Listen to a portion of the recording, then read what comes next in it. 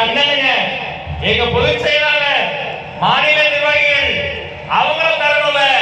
இதோ போற்றுவதற்குரிய பொதுச் செயலாளரும் மாநில நிர்வாகிகளும் ஒன்றாக சேர்ந்து கொள்கை தலைவர்களின் பொற்கரங்களால் அந்த தளம்